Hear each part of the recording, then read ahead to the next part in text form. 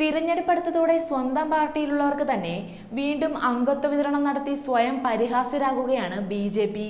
ശശി തരൂരിന്റെ ചെറിയമ്മ ശോഭന, ഭർത്താവ് ശശികുമാർ എന്നിവരടക്കം 10ഓളം പേർ BJPയിൽ ചേർന്നുവെന്ന വാർത്തകളാണ് പുറത്തു വന്നുകൊണ്ടിരുന്നത്. ശശി തരൂരിന്റെ അടുത്ത ബന്ധുക്കൾ BJPയിൽ ചേർന്നെന്ന് വരുത്തി വോട്ടർമാർക്കിടയിൽ ആശയക്കുഴപ്പം ഉണ്ടാക്കുവാനും കൂടുതൽ പേരെ BJPയിലേക്ക് ആകർഷിപ്പിക്കാനുമുള്ള അല്പം കടന്ന ബുദ്ധി പരീക്ഷിച്ചിരിക്കുകയാണ് BJP. എന്നാൽ അതിന്റെ സത്യാവസ്ഥ വെളിപ്പെടുത്തി ശശി തരൂരിന്റെ ബന്ധുക്കൾ തന്നെ ഇപ്പോൾ രംഗത്തെത്തുകയാണ്.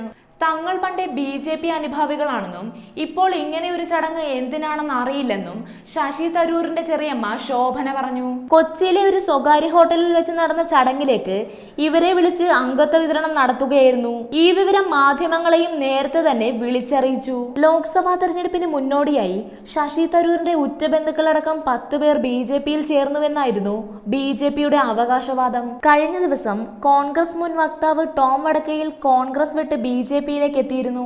അതിനുശേഷം ഇനിയും കോൺഗ്രസ് നേതാക്കൾ BJPയിലേക്ക് വരുമെന്ന് കുമ്മനം രാജശേഖരൻ അടക്കമുള്ളവർ വ്യക്തമാക്കിയിരുന്നു.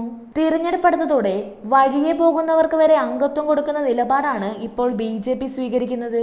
ശശി തരൂരിന്റെ ബന്ധുക്കൾ തന്നെ BJPയിൽ ചേർന്നുവെന്ന് കാട്ടി കൂടുതൽ കോൺഗ്രസ് പ്രവർത്തകരെ BJPയിലേക്ക് ആകർഷിപ്പിക്കാനാണ് BJPയുടെ ശ്രമം.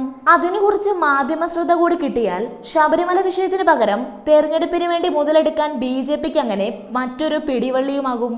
അംഗത്വ വിതരണ ചടങ്ങിലൂടെ ശശി തരൂരിന്റെ ഉറ്റബന്ധുക്കളെ മുൻനിർത്തി കോൺഗ്രസിനിട്ട് പണിയാനുള്ള BJPയുടെ ശ്രമം പാളിപ്പോയെന്ന് പറയാം.